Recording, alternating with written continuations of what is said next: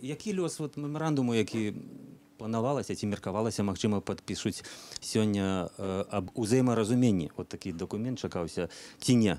І Літва лічыла патрэбна туды внесці просто палажэнні пра АЭС. І праграмы ў 136 еўра на падтрымку беларускіх рэформаў. Што вы можаце сказаць пра гэтыя праекты? Ёсць яны рэальныя, калі?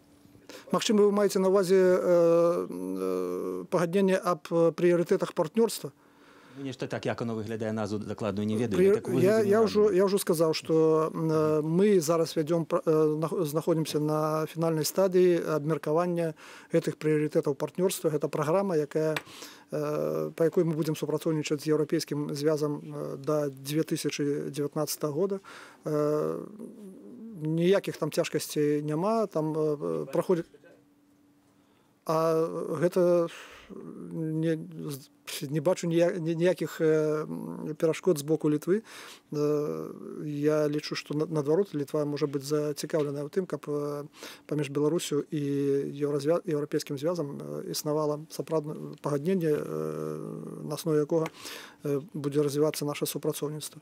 Што датычыць 136 мільёнаў, якія еўрапейскі звяз збіраецца выдаткаваць на развіццё, на падтрымку нейкіх праектаў у Беларусі, то мы таксама абмяркоўваем гэта пытанне, і мы зацікаўлены ў тым, каб гэтыя грошы былі накіраваны на развіццё тых праектаў, якія пойдуць на карысць дзяржаве, народу,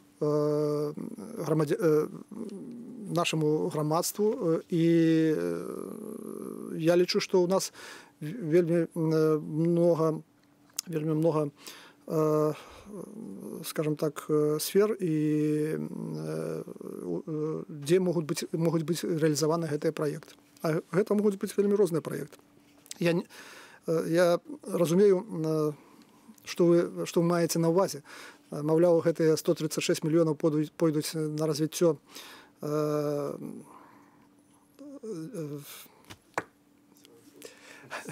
на развіццё гражданского общества, грамадзянскай супольнасці, прабачце, на нямецкай, на ангельскай, зараз на рускай і беларускай мовах.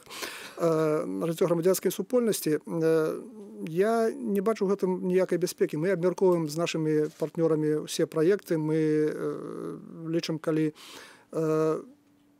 любы праект адпавядае інтарэсам дзяржавы, мы яго заўсёды падтрымаем. І, дарэчы, мы ў апошні час, я не памятаю дакладнай лічбы, але мы рэалізавалі вельмі шмат праектаў з еўрапейскім звязам, і не толькі з еўрапейскім звязам, і з іншымі арганізацыямі і краінамі.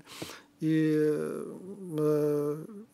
дзякуй Богу, сягоння мы бачым, што і ў нас, і ў Беларусі знікае нейкая насцярожанасць адносна супрацоўніцтва са структурамі, якія гатовыя выдаткаваць нейкія фінансавыя сродкі на рэалізацыю праграм у Беларусі. А такіх праграм вельмі шмат па ахове навакольнае асяроддзе і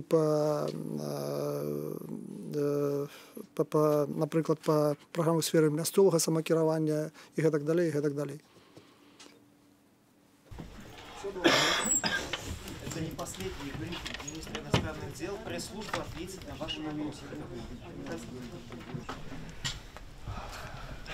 Хочу, не могу, прямо с вами еще одно интервью. Давайте сделаем.